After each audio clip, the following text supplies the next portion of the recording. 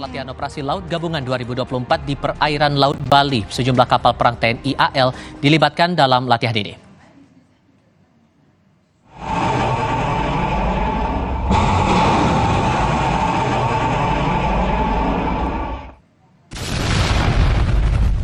Puluhan rudal ditembakkan dari sejumlah KRI dengan objek sasaran berjarak 35 nautical mile, mulai dari KRI Halasan 630, KRI Yosudarso 373, hingga kapal selam KRI Alugoro 405 menembakkan rudal hingga torpedo Black Shark di perairan Laut Bali pada Rabu kemarin.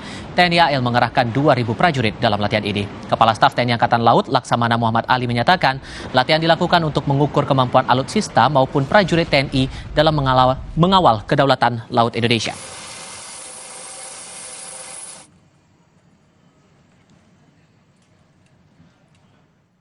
Dari Mabesal dan seluruh Pangkotama yang terlibat dalam latihan ini mengucapkan selamat dan bravo Zulu kepada seluruh unsur penembak yang telah melaksanakan uji coba penembakan senjata khusus dan berhasil menguji coba waypoint dari MM40 baik itu secara horizontal maupun secara vertikal.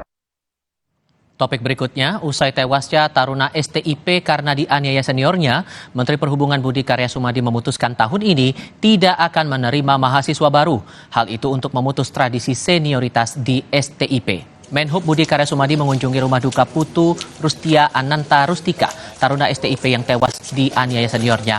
Usai tewasnya Taruna STIP itu, Menteri Perhubungan membebas tugaskan direktur serta sejumlah pejabat di STIP. Langkah itu dilakukan Menhub sebagai tindak tegas atas kekerasan yang terjadi di lingkungan STIP.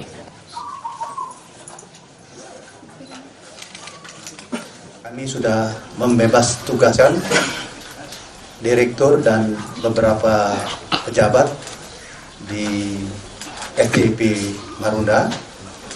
Ini sebagai rasa bahwa tanggung jawab dan tindakan tegas itu harus dilakukan.